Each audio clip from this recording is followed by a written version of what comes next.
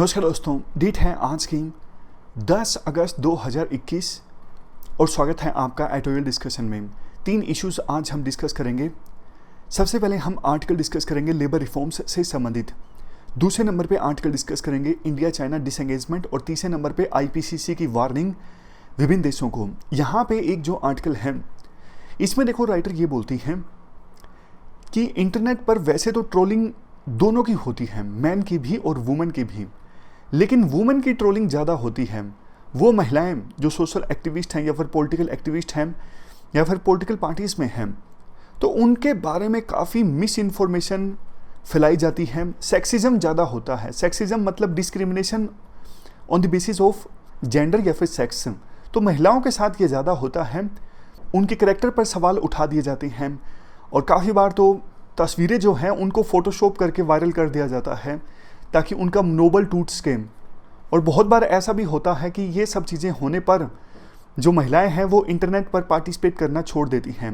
तो इससे देखो देश की जो डेमोक्रेसी है वो कमज़ोर होती है। डेमोक्रेसी का मतलब ही ये है कि हर कोई फ्रीली बिना किसी डर के पार्टिसिपेट कर सके, अपनी राय व्यक्त कर सके। लेकिन जब ऐसा होता है तो उनके साथ फिर उनके कैरेक्टर को असैसिनेट करने के लिए कैंपेन चलता है, उनकी ट्रोलिंग स्टार्ट हो जाती है। अब काफ़ी सारे एग्जाम्पल्स भी इस आर्टिकल में दिए जाते हैं, लेकिन ऐसे एग्जाम्पल्स हैं तो जो थोड़े कंट्रोवर्शियल हैं, मतलब ऐसे नामों का इस्तेमाल है जो आंसर्स में इस्तेमाल नहीं किए जा सकते, जैसे स्वरा भास्कर हैं। तो जो पॉइंट्स हैं वो आप ले लीजिए आंसर्स में इस्तेमाल करने के लिए, ऐसे में यूज़ करने के लिए। ये कीवर्ड इंपॉर्टेंट है, सेक्सिज्म, मिस इन्फॉर्मेशन। चलिए डिस्कशन स्टार्ट करते हैं। हमारी डिस्कशन का पहला important article labour law reforms से संबंधित है। आप जीएस पेपर 3 के इस टॉपिक से आर्टिकल को कनेक्ट कर सकते हो। ये सारे एस्पेक्ट्स हम कवर करेंगे इस आर्टिकल की डिस्कशन में। क्या कंटेक्स्ट है? देखो, अगस्त 2019 से पहले एक्सपर्ट्स की ये शिकायत थी कि इंडिया में जो लेबर लॉज है ना, काफ़ी ज़्यादा कॉम्प्लेक्स हैं। ऑलमोस्ट 44 लेबर लॉज हैं और इन लेबर लॉज की वजह से इंडिया में बिजनेस करना बहुत ज़्यादा मुश्किल है। तो सरकार के ऊपर प्रेशर था कि सरकार लेबर लॉज को सिंपल बनाए। सरकार ने 44 लेबर लॉज को सिंप्लीफाई करके 4 लेबर कोड सरकार लेके आई। अगस्त 2019 में सबसे पहले लेके आई थी कोड ऑन वेजेस। उसके बाद 23 सितंबर 2020 को पार्लियामेंट में ये सारे कोड्स भी पास हो गए। Industrial relation code, the occupational safety, health and working conditions code और सबसे लास्ट में कोड ऑन सोशल सिक्योरिटी। सरकार जब ये कोड्स लेके आई थी तो बड़े बड़े दावे किए गए थे कि इन कोड्स में प्रोविज़न ऐसे हैं कि वर्कर्स को फ़ायदा होगा, उनको वेजेस ज़्यादा मिलेंगे, एम्प्लॉयर्स को फ़ायदा होगा, मतलब हर वर्ग को फ़ायदा होगा। लेकिन देखो, ये कोड्स ना तभी इम्प्लीमेंट होना स्टार्ट होंगे जब सरकार इन कोड से संबंधित रूल्स को नोटिफाई करेगी। लेकिन दिक्कत ये है, ये कोड्स तो पार्लियामेंट से पास हो गए, लेकिन अभी तक इनको इम्प्लीमेंट करने के लिए जो रूल्स हैं वो सरकार ने नोटिफाई नहीं किए हैं। थोड़े बहुत रूल्स नोटिफाई किए हैं, लेकिन सभी एस्पेक्ट्स से संबंधित रूल्स नोटिफाई नहीं किए हैं। जैसे ट्रेड यूनियन का जो एस्पेक्ट है, इससे संबंधित रूल्स अभी सरकार ने बनाए ही नहीं हैं। दूसरा, लेबर देखो एक ऐसा सब्जेक्ट है जो कॉन्करेंट लिस्ट में आता है, तो स्टेट गवर्नमेंट्स को भी रूल्स को नोटिफाई करना जरूरी है। लेकिन कुछ स्टेट गवर्नमेंट्स ऐसी हैं जो इन रूल्स को नोटिफाई करने में काफ़ी ढीली हैं। तो सिचुएशन ये है कि कोड्स आ चुके हैं जिनका लंबे समय से इंतजार था कि लेबर रिफॉर्म लाओ, लेबर रिफॉर्म लाओ, लेबर रिफॉर्म लाओ। अब लेबर रिफॉर्म आ गए तो कोई रूल्स ही नोटिफाई नहीं कर रहा है, तो फिर फ़ायदा क्या इतने सालों से जो मांग चल रही थी। पहले देखो, सेंट्रल गवर्नमेंट ने यह कहा था कि हम 1 अप्रैल से इन 4 लेबर कोड्स से संबंधित रूल्स को इंप्लीमेंट करना स्टार्ट करेंगे। लेकिन अब सरकार बोल रही है कि हम 1 अक्टूबर से इंप्लीमेंट करना स्टार्ट करेंगे लेबर कोड संबंधित रूल्स को। इसी बीच सुप्रीम कोर्ट ने वेरियस स्टेट्स को आदेश दे दिया कि आप 31 जुलाई से पहले पहले एक तो सभी जितने भी हमारे देश में अनऑर्गेनाइज्ड वर्कर्स हैं उनको रजिस्टर कीजिए national database for unorganised workers में, NDUW। इसके साथ साथ 31 जुलाई से पहले पहले सुप्रीम कोर्ट ने यह भी आदेश दिया था वेरियस गवर्नमेंट्स को कि आप 1 नेशन 1 राशन कार्ड स्कीम को इम्प्लीमेंट कीजिए। 31 जुलाई तो देखो बीत गया, 10 दिन ऊपर हो चुके हैं। ये साफ नहीं है कि गवर्नमेंट्स सुप्रीम कोर्ट के इन डायरेक्टिव्स को फुलफिल कर चुकी है या फिर नहीं कर चुकी है। अभी सुनवाई होनी बाकी है इस सिलसिले में सुप्रीम कोर्ट में। लेकिन आर्टिकल में कहा जाता है, देखो, one nation one ration card scheme को इम्प्लीमेंट करना इतना भी आसान नहीं है। देश के सभी लोगों के राशन कार्ड की शेडिंग होनी चाहिए, यानी मैपिंग होनी चाहिए आधार कार्ड से। इसके साथ साथ हर फेयर प्राइस शॉप पर जहां से राशन वितरित किया जाता है, ये इलेक्ट्रॉनिक पॉइंट ऑफ सेल्स वाला डिवाइस होना चाहिए। और देखो, सभी अनऑर्गेनाइज्ड वर्कर्स को रजिस्टर करना भी आसान काम नहीं है। ऐसे 400 मिलियन वर्कर्स हैं, 400 मिलियन से ज़्यादा ही होंगे। देखो, सुप्रीम कोर्ट ने ये इतनी जल्दी टाइमलाइन 31 जुलाई वाली इसलिए दी क्योंकि ना पिछले साल जब माइग्रेंट वर्कर्स से संबंधित क्राइसिस पैदा हुए थे ना, लाखों माइग्रेंट वर्कर्स अपने घर की तरफ चल दिए थे पैदल ही, तो उस समय सुप्रीम कोर्ट ने कुछ नहीं किया। ऐसा क्रिटिसिज्म सुप्रीम कोर्ट का होता है कि इतने बड़े क्राइसिस के दौरान सुप्रीम कोर्ट चुप रहा। तो शायद अपने उस क्रिटिसिज्म की भरपाई करने के लिए सुप्रीम कोर्ट ने ये डायरेक्टिव्स गवर्नमेंट्स को दिए हैं। अब ये साफ नहीं है कि सरकार कब जाके सुप्रीम कोर्ट के इन डायरेक्टिव्स को पूरा करेगी, क्योंकि 31 जुलाई तो बीत चुका है। इसके बाद राइटर विभिन्न स्टेट गवर्नमेंट्स के स्टेटस को एनालाइज करते हैं। 3 अगस्त 2021 का ये डेटा है।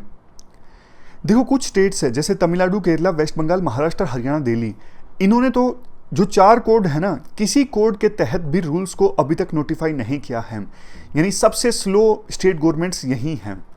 उसके बाद कर्नाटक, गुजरात, झारखंड, इन्होंने code on wages and industrial relation code, in code से संबंधित रूल्स को नोटिफाई कर दिया है। मध्य प्रदेश, छत्तीसगढ़, उत्तर प्रदेश, उत्तराखंड, पंजाब, इन्होंने सभी कोड्स के तहत रूल्स को फ्रेम कर दिया है।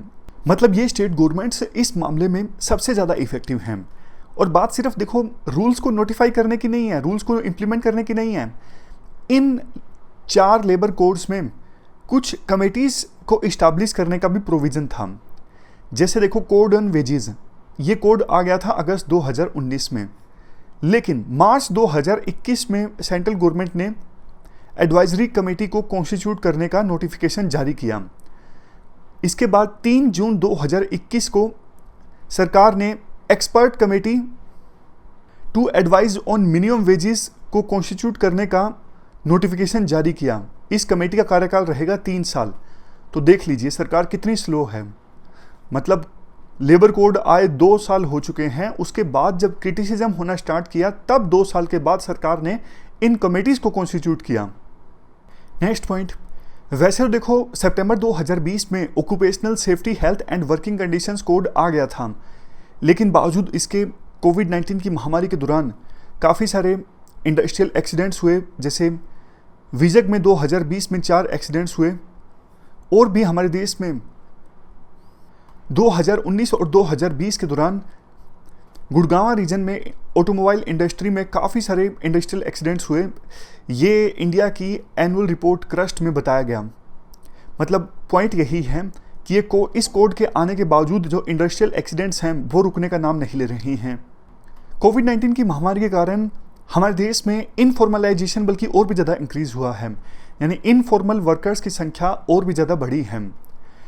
लेकिन देखो अभी भी जो non statutory floor level minimum wage है कितनी है, 178, जबकि जून 2021 में ही जो महंगाई है वो 12% तक पहुंच गई है। होलसेल प्राइस इंडेक्स इन्फ्लेशन यानी WPI जो है वो 12% है। मिनिमम वेजेस इतने कम, जबकि महंगाई जो है वो काफ़ी ज़्यादा बढ़ गई है। सरकार ने कोई बहुत ज़्यादा राहत पहुंचाने का काम नहीं किया है, चाहे वो ऑर्गेनाइज सेक्टर हो या फिर अनऑर्गेनाइज सेक्टर हो। सरकार ने इतना ज़्यादा कोई रिलीफ नहीं पहुंचाया है। डायरेक्ट बेनिफिट ट्रांसफ़र सरकार कर सकती थी कम से कम उन फैमिलीज़ को जो काफ़ी ज़्यादा गरीब हैं, लेकिन सरकार ने इस महामारी के दौरान भी ऐसा नहीं किया। लास्ट में कंक्लूजन में कहा जाता है, देखो हो सकता है कि 4 लेबर कोड्स के पास होने के बाद ease of doing business index में इंडिया की रैंकिंग इंप्रूव हो जाए, लेकिन बात सिर्फ रैंकिंग इंप्रूव करने की नहीं है, बात सही में वर्कर्स को राहत पहुंचाने की है। अगर उनका इम्प्लीमेंटेशन स्टार्ट होगा तभी वर्कर्स को फ़ायदा होगा। तो इस एस्पेक्ट्स पर ना सिर्फ सरकार को ध्यान देना चाहिए, बल्कि अपोजिशन पार्टीज़ जिन्होंने लेबर रिफॉर्म से संबंधित एस्पेक्ट्स को इग्नोर करके रखा है, उन्हें भी लेबर यूनियंस की, लेबर वर्कर्स की आवाज़ उठानी चाहिए। इसके बाद नेक्स्ट आर्टिकल, इंडिया और चाइना के बीच लद्दाख रीजन में डिसएंगेजमेंट की प्रोसेस से संबंधित है। आप जीएस पेपर 3 के इस टॉपिक से आर्टिकल को रिलेट कर सकते हो। बैकग्राउंड क्या है? बैकग्राउंड देखो, आपको पता है पिछले साल अप्रैल से ही चाइना के जो फोर्सेस हैं कई सारे पॉइंट्स पर इंडिया की साइड आगे आ गई। इनमें से कुछ पॉइंट्स की हम बात करें, जैसे Pangong lake region, Gogra post, hot springs area, Demchok, Depsang plains, Galwan valley region. Galwan valley में तो पिछले साल जून में वायलेंस भी हुआ था, जिसमें 20 इंडिया के जवान शहीद हो गए थे। 1967 के बाद इंडिया और चाइना बॉर्डर पर अभी तक ये सबसे बड़ी वायलेंस की घटना थी। उसके बाद देखो, दोनों देशों के बीच बातचीत स्टार्ट हुई, मिलिट्री कमांडर्स के बीच कैसे न कैसे करके बॉर्डर पर दोनों देशों की जो ट्रूप्स आमने सामने हैं, कभी भी चिंगारी भड़क सकती है, इसको डिसएंगेज किया जाए। तो देखो, पेंगोंग लेक रीजन में तो डिसएंगेजमेंट की प्रोसेस कंप्लीट हो गई थी, गलवान वैली में भी हो गई थी जहां पे वायलेंस हुआ था, लेकिन बाकी कुछ पॉइंट्स पर डिसएंगेजमेंट होना अभी भी बाकी था, जैसे hot springs, Gogra post, Demchok और डेप्सांग प्लेन्स। अभी गोगरा पोस्ट पर डिसएंगेजमेंट को सहमति हुई है दोनों देशों के मिलिट्री कमांडर्स के बीच। 31 जुलाई को जो 12वें राउंड की बातचीत खत्म हुई थी ना, इस बातचीत में यह तय हुआ कि गोगरा पोस्ट पर भी दोनों देशों की जो मिलिट्री आमने सामने है वो कदम पीछे खींच लेती है और इस एरिया में एक बफर जोन बनाया जाता है, जहां पर ना तो आपके ट्रूप्स आएंगे पेट्रोलिंग के लिए कुछ समय के लिए और ना ही हमारे ट्रूप्स आएंगे पेट्रोलिंग के लिए। अब देखो, मान लीजिए गोगरा पोस्ट है, कुछ रीजन में दोनों देशों के ट्रूप्स अगर नहीं आएंगे तो आमने सामने नहीं आएंगे तो टकराव भी नहीं होगा ना। बट लेकिन देखो, इसमें एक दिक्कत है। दिक्कत यह है कि एक तो ये जो बफर जोन है ये कुछ ही समय के लिए रहेगा, ज्यादा समय के लिए नहीं रहेगा। तो ये बाद में क्या होगा, इस बात पर तो सहमति नहीं हो पाई है कि एक बार जब ये बफर जोन खत्म हो गया तो फिर पेट्रोलिंग के लिए दोनों देशों के ट्रूप्स आमने सामने आएंगी। अब पुराने जो एग्रीमेंट्स हैं पीस एस्टैब्लिश करने के लिए, जैसे 93 का बॉर्डर एग्रीमेंट है, 96 का एग्रीमेंट है, वो तो देखो अब इररिलेवेंट हो गए हैं, क्योंकि चाइना ने उनको माना नहीं, तभी तो वो चाइना अपनी ट्रूप्स को आगे लेके आ गया। तो आगे क्या, मतलब कुछ समय के लिए तो शांति आ जाएगी, लेकिन परमानेंट पीस कैसे इस्टेब्लिश होगी, ये एक बड़ा क्वेश्चन है। दूसरा देखो, इस प्रकार से बफर जोन इस्टेब्लिश किए जाते हैं ना, जो पहले भी किए थे पेंगोंग लेक रीजन में पीस इस्टेब्लिश करने के लिए, वहां पे जब डिसएंगेजमेंट हुआ तब भी बफर जोन बनाने पे सहमति बनी थी। लेकिन देखो, बफर जोन बनाने का फायदा ना चाइना को ज्यादा है। कैसे? चाइना की साइड इंफ्रास्ट्रक्चर ज़्यादा डेवलप है, चाइना अपनी फोर्सेस को ज़्यादा जल्दी से मोबिलाइज कर सकता है as comparison to India. India की साइड इंफ्रास्ट्रक्चर थोड़ा वीक है, अब जल्दी से मतलब आवश्यकता पड़ गई, इंडिया को अपनी फोर्सेस को ले जाना है, वहां पर टाइम लगेगा ना, क्योंकि हमारा सड़कें इतनी अभी भी बनी नहीं है, सड़कों का जाल चाइना की साइड ज़्यादा अच्छा है। तो बफर जोन बनाने से चाइना को एडवांटेज है।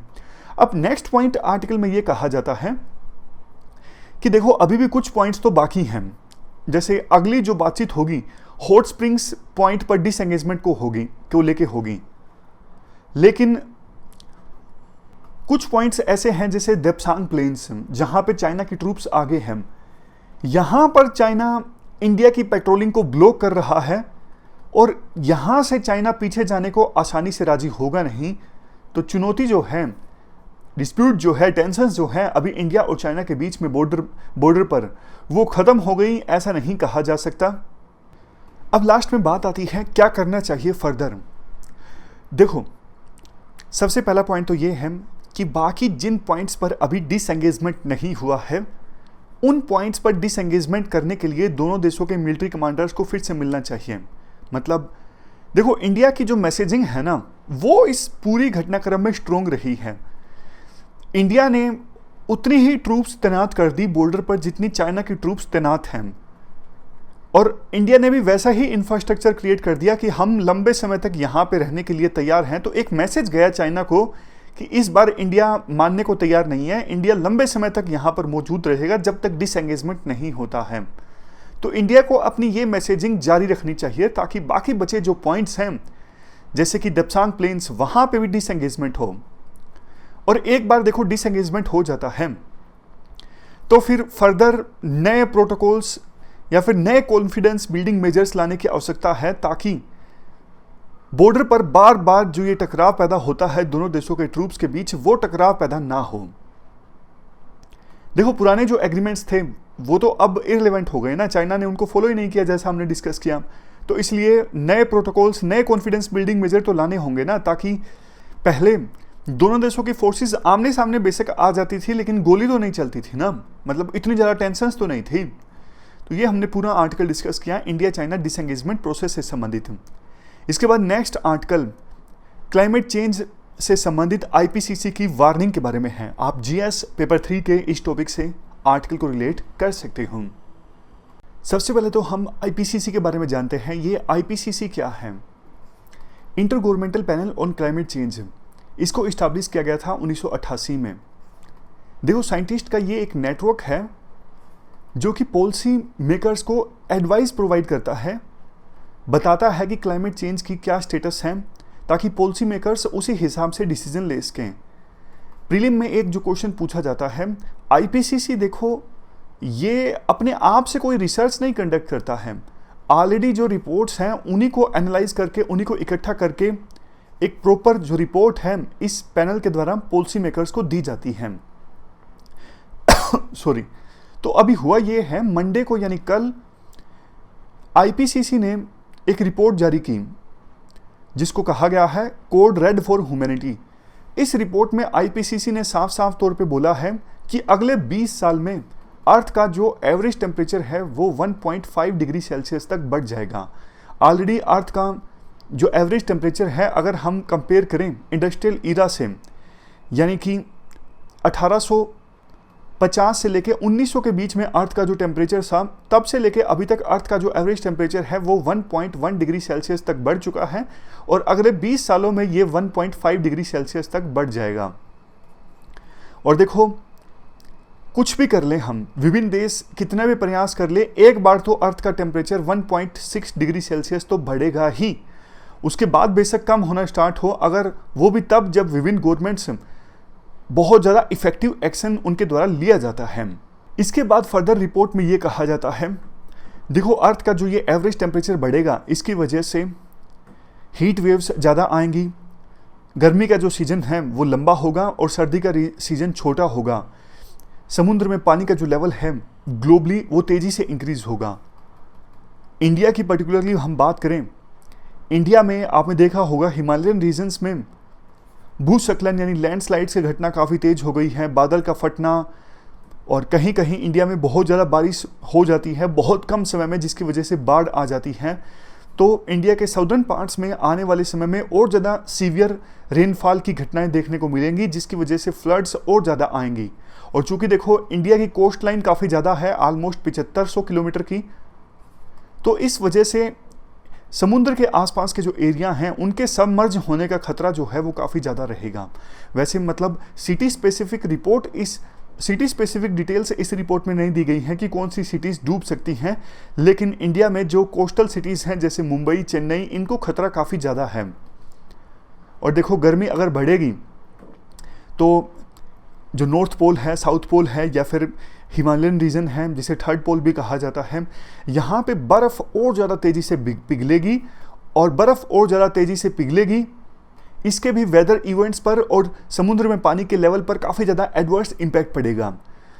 लास्ट में देखो आर्टिकल में ये कहा जाता है, इवन यूएन के सेक्रेटरी जनरल एंटोनियो गुटेरेस जो हैं, इन्होंने भी यही आह्वान किया सभी गवर्नमेंट से, खास करके G20 और वो मेजर कंट्रीज़ जो कार्बन ज़्यादा एमिट करते हैं, उनसे ये आह्वान किया कि भैया एक्शन लेने का समय अभी है। आपने जो पेरिस क्लाइमेट चेंज एग्रीमेंट के तहत कमिटमेंट्स की हैं ना, वो सफिशिएंट नहीं है, आपको और ज़्यादा कमिटमेंट्स करनी होंगी नेशनली डिटरमाइंड कंट्रीब्यूशन के तहत, ताकि और ज़्यादा एमिशन को रोका जा सके। मतलब नेट जीरो एमिशन पे जल्द से जल्द सहमति बनानी होगी सभी देशों को। अभी भी कुछ देश ऐसे हैं जिन्होंने नेट जीरो एमिशन का दावा नहीं किया है। नेट जीरो एमिशन मतलब वो सिचुएशन जब कोई देश जितना कार्बन एमिट करेगा उतना ही एब्जॉर्ब कर लेगा, तो इसका रिजल्ट यह निकलेगा इन्वायरमेंट में कार्बन एमिट नहीं होगा। इसके अलावा देखो पेरिस क्लाइमेट चेंज एग्रीमेंट से संबंधित कुछ इश्यूज को लेकर जो अभी भी विवाद हैं, जैसे डेवलप कंट्रीज को पैसे देने हैं डेवलपिंग कंट्रीज को, ताकि वो क्लाइमेट चेंज संबंधित इवेंट से निपट सकें, उनसे एडॉप्ट कर सकें अपने आप को, और टेक्नोलॉजी देनी होगी डेवलप कंट्रीज़ को ताकि डेवलपिंग कंट्रीज़ जो हैं ज़्यादा अच्छे से क्लाइमेट चेंज संबंधित जो एडवर्स इम्पैक्ट हैं उनको मिटिगेट कर सकें। अगर अभी भी डेवलप और डेवलपिंग कंट्रीज़ के बीच इन इश्यूज़ को लेकर सहमति नहीं बन पाती है तो देखो बहुत दिक्कत होगी आने वाले समय में, ऐसा बोला जाता है आर्टिकल में। तो ये थी हमारी आज की डिस्कशन। आज हमने 3 इश्यूज़ को डिटेल से डिस्कस किया। हमारी आज की इस डिस्कशन में इतना ही है। Thank you very much for discussion.